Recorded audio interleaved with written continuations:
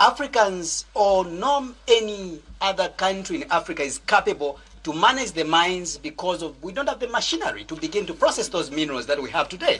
Hence, the involvement of our friends, I call them friends, from the West, Europe, let's call them frenemies. They're not friends. They are enemies who are pretending to be friends. Let's call them frenemies. That's a new word for you. Huh? They're frenemies. They look like friends, but they're not friends. Now, this is where, when I'm talking, you must hear me twice.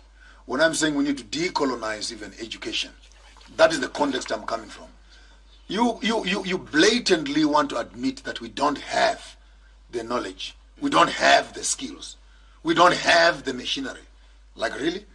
Then what is the use of our universities? What is the use of our technical colleges? What is the use of the Department of Mining? What is the use of the Department of Commerce?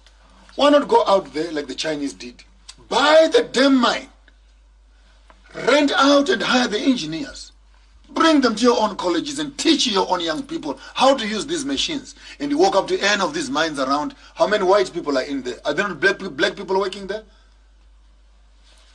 So at the end of the day, with a cankered, rotten system that doesn't want to look the devil in the eye and say the education which we are giving our children is not connected to the resources that they have on the ground. So even after they get educated, they still walk around and say, but we don't have capacity, we don't have the education, we don't have the skills. If you don't have the skills, then why did you go to school? Then what were you doing in school? Learning how many legs does a grasshopper have? Then you say you're educated. Then it means that the weakest link is not only the mining sector.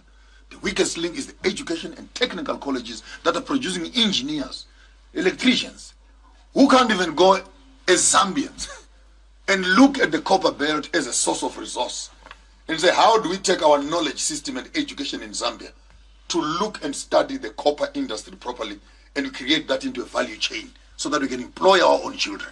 Therefore, the curriculum at the University of Zambia is useless if it leaves the engineers and the mineralogists totally defunct of the fact of maximizing on the resources that are next door, right in front of their doors. And what is the answer to that, those lamentations? Chase away the professors, chase them away. What are they doing there? Would rather go and rent out some Chinese and British and German engineers and make them as lecturers who can show us how to create the same machinery that we're busy buying from the West. We need solutions, young men. We're not here to be lamenting problems. We need a solution. So if you're an engineering lecturer at a university and you have not produced the machinery that can deal with Zambian problems, you are wasting taxpayers' money. Fold those damn papers, put them in a cardboard box and take a leave of absence.